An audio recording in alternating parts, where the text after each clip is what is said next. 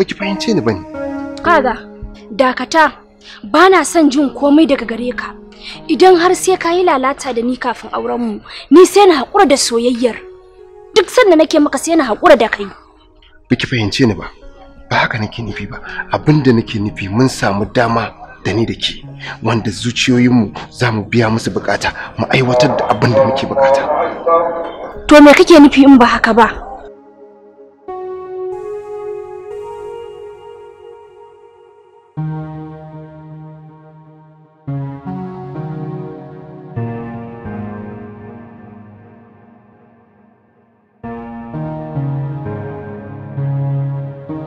Dan Allah dan Annabi ke haƙuri.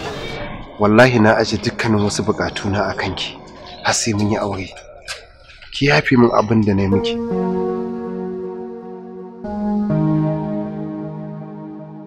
Dakata. Bana buƙatar hannun ka ya taɓa fuskata. Domin har yanzu ni ba muharramar ka bace. Ko da hawayen ruwan wuta ne za su dinga sauka a fuskata. Ba zan yadda hannun ka ya taɓa fuskata ba. Ki yafe min abin da na miki. Naji. Na yafe maka. Amma in ya ku kai mutumin kirki ne? Akwai alaman tambaya a kanka.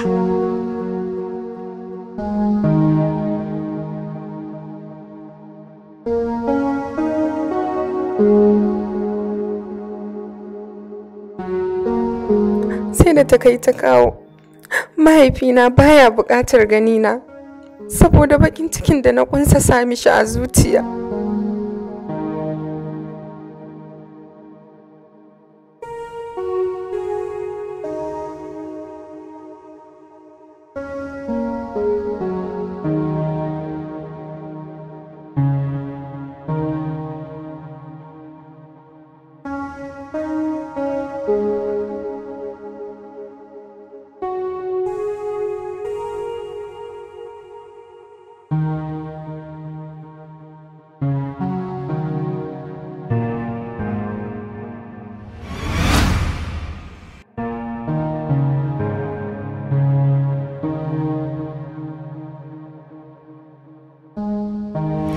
Haka na je gidansu, ban same ta ba, kuma ban sami labarinta ba.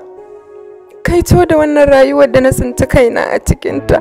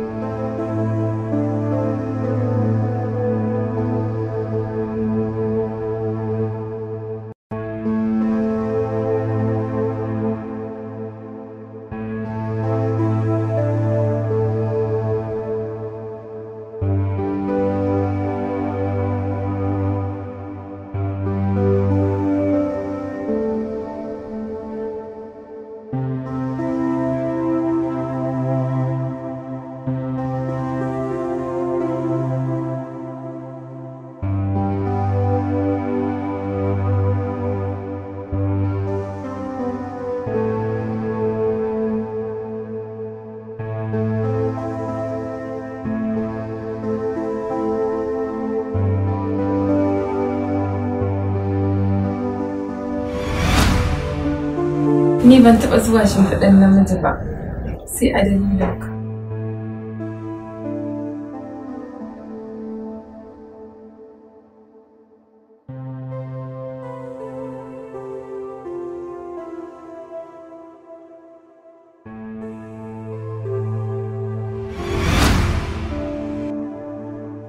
Me wannan ɗin zan karɓa? Karɓi mana. Karɓi mana. Sha. Me ne zan sha? Sha na ci.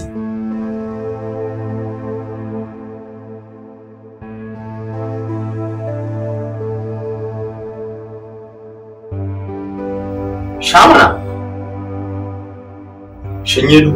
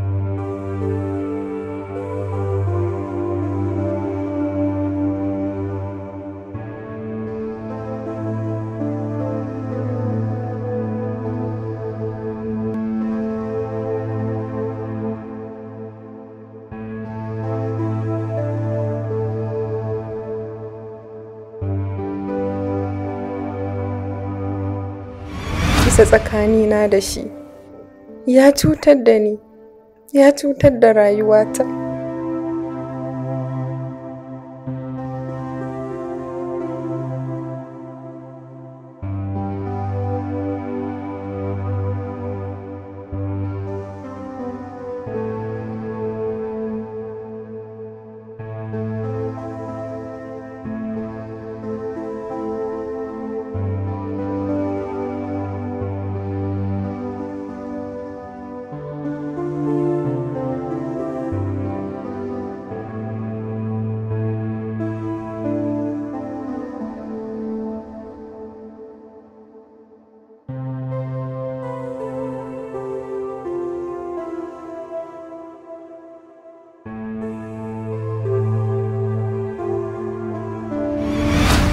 Dama baba ne ya ji hayaniya da kuka, ya ce na zo na ji lafiya? La, wallahi wani fim nake kallo a ciki, yar hau. To shine fa sai faɗa da saurayinta har abin ya kai su ga hayaniya da kuka. To bari na je na faɗa mai dan hankalin shi ya tashi. To dan Allah ki faɗa malam din mai, ya bar ki da ki taya ni hira. To ba komai ba da yanzu.